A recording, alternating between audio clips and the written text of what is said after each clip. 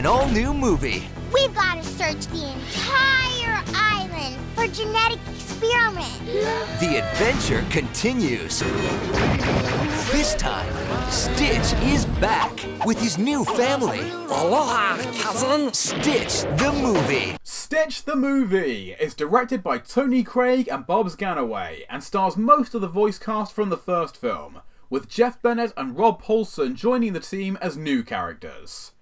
Released straight to home video only a year after the original, this follow-up focuses on Stitch enjoying the good life with his Ohana, but still feeling lonesome without any friends, or cousins as the Hawaiians call each other, of his own species.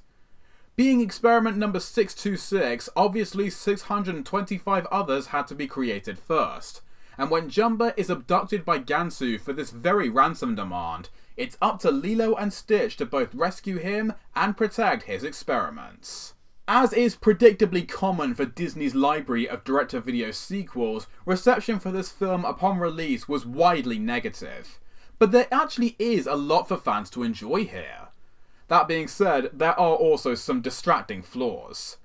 Although it takes place after the event of the first film and establishes continuity with it, it isn't regarded so much as a sequel than an hour-long pilot to the television series, and those inherent Saturday morning cartoon production values really show.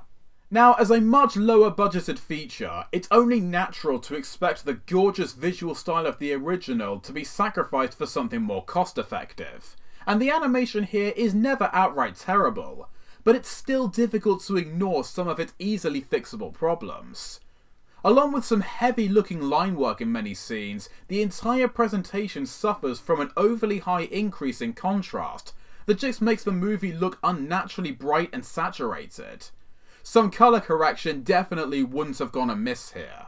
Stitch the Movie does have several positives though. The entire voice cast, which sees Davey Chase, Chris Sanders, Tia Carrera, David Ogden Stiers, Kevin MacDonald, Ving Rhames and Kevin Michael Richardson, all reprising their roles from the first film, once again deliver top-notch performances. As far as storytelling goes, it exchanges the three short story structure utilised by previous series pilots, like Belle's Magical World and Atlantis Milo's Return, for a much stronger single narrative. And the material here has plenty of humorous jokes, exciting action scenes, and memorable characters. The great new additions to the cast include the lovable and loyal electrical experiment Sparky, the lazy, sandwich-addicted experiment 625, and the hysterically frustrated and impatient rodent Dr. Hamsterville, a villain brilliantly inspired by the taunting Frenchman from Monty Python and the Holy Grail. While it holds its own well enough as a self-contained story, the film unfortunately is a victim of its own purpose, as being the TV series prequel ultimately prevents it from having a proper conclusion. For better or worse, you're practically forced to tune into the show to see what happens next. And with the exceptions of Tailspin, Gargoyles, and Star Wars Rebels, none of Disney's cartoons have ever had a complete DVD release in the US or UK. So whether during the show's original run between 2003 and 2005, or today if episode reruns are still happening anywhere, you're out of luck if you don't get any of the Disney channels.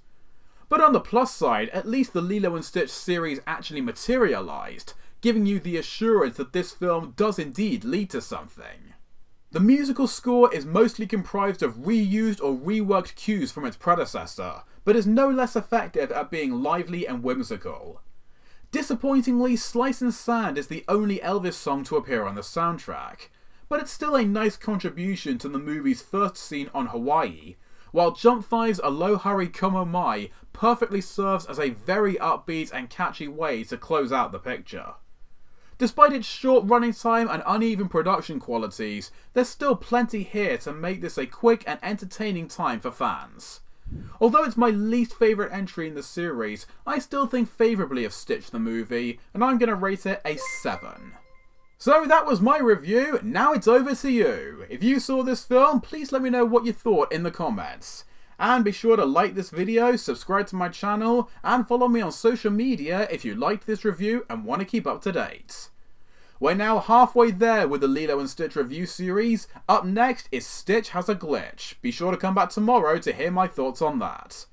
Thank you all for watching as always, and I hope to see you again next time I'm here to bring the review for you.